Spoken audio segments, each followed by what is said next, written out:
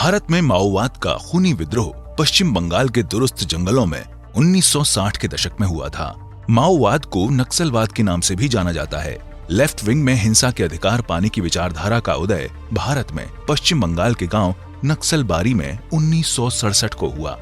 हालांकि पुलिस के द्वारा इस विद्रोह को दबा दिया गया था, लेकिन सालों बाद माओवाद फिर से एकजुट हुआ और इस बार यह हिंसा और मुखर हुई, जिसके कारण नक्सलवाद की जड़ें मध्य और पूर्वीय भारत में मजबूत हुई, जिन्हें आज रेड कॉरिडोर के नाम से भी जाना जाता है, जिसमें झारखंड, पश्चिम बंगाल, उड़ीसा, बिहार, छत्तीसगढ़ और आंध्र प्रदेश राज्य शामिल हैं।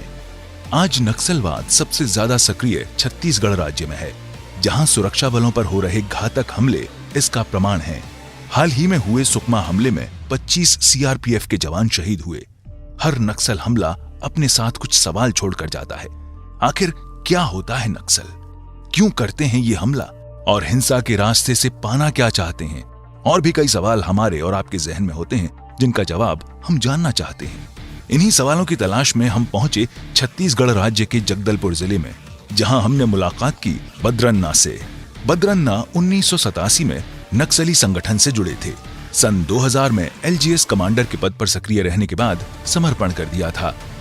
बद्रन्ना ने कई नक्सली हमलों को अंजाम दिया, जिनमें दर्जनों सुरक्षा बल शहीद हुए थे।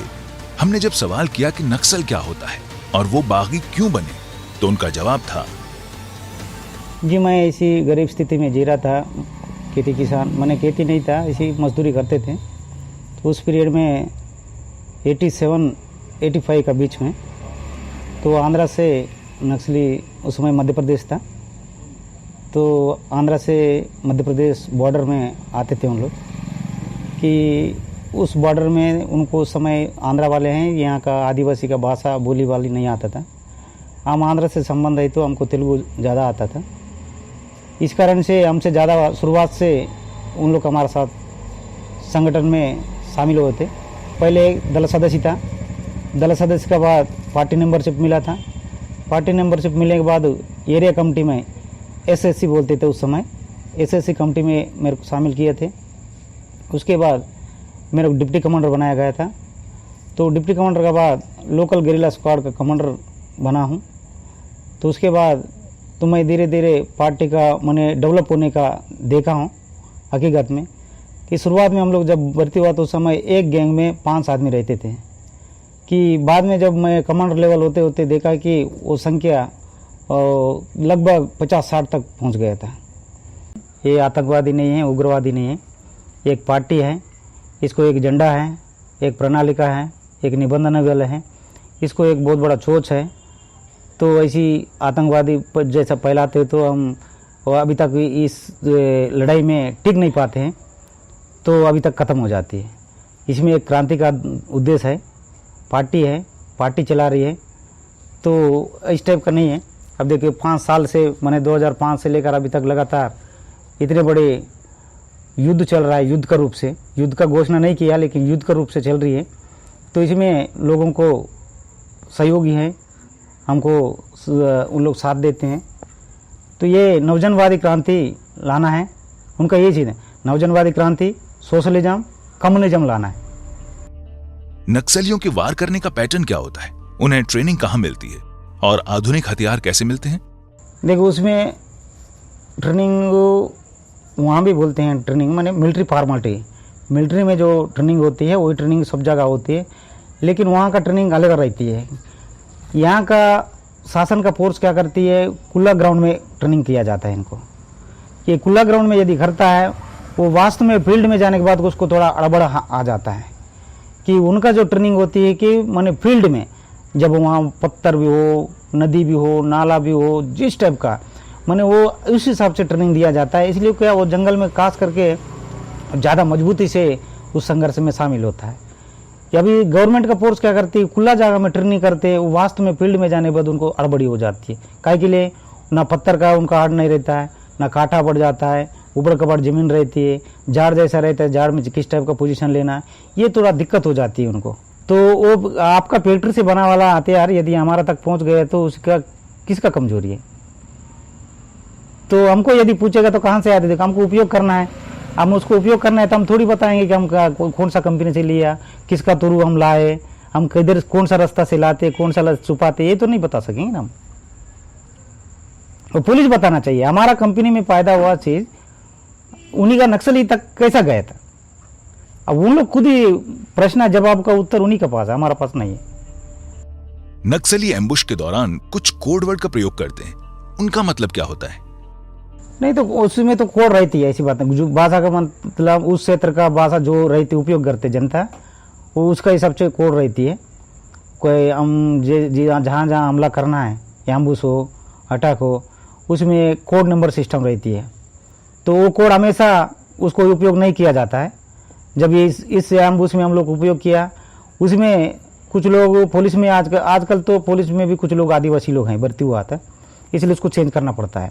हाँ, 2009 में वो गंगरेल का नाम से एक कोड लगाया गया था।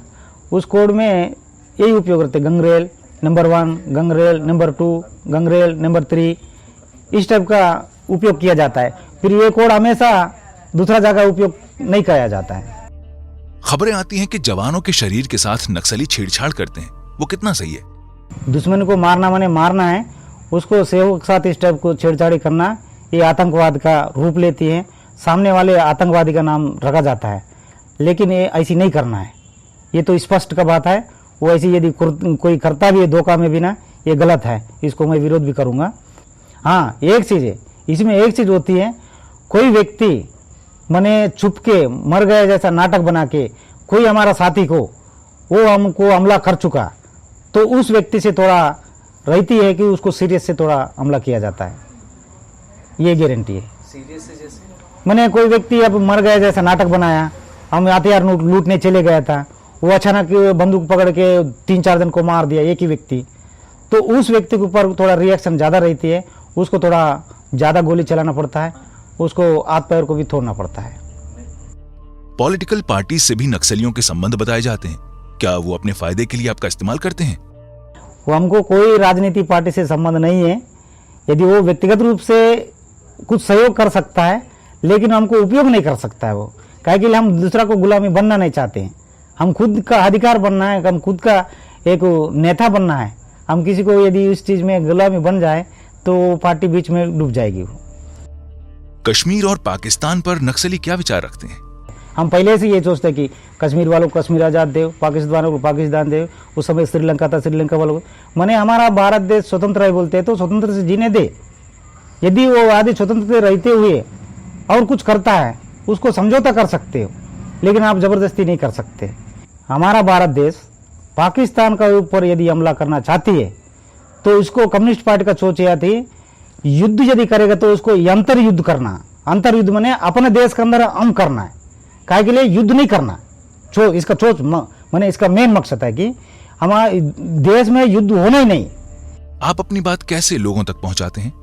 अपने तकलीफ के बारे में गाना गाते थे, माने कोई समझ नहीं पाते थे, तो गाना का थ्रू लोगों को आकर्षित करते थे, उसमें लोग समझ जाते थे कि लड़ाई ऐसी चलते रहेगी क्या।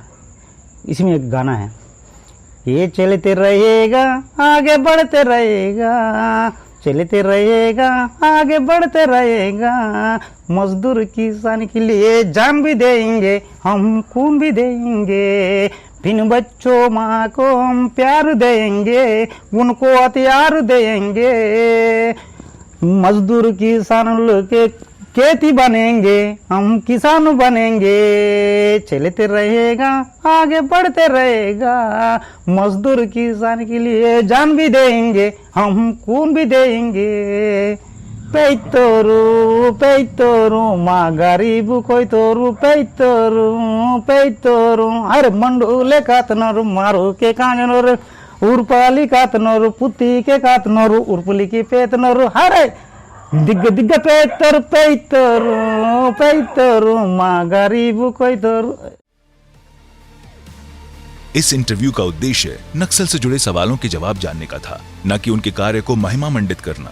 लेकिन एक वर्ग जब बागी होता है और हिंसा करता है, तो आपको सिर्फ उसके अपराध का बोध कराया जाता है।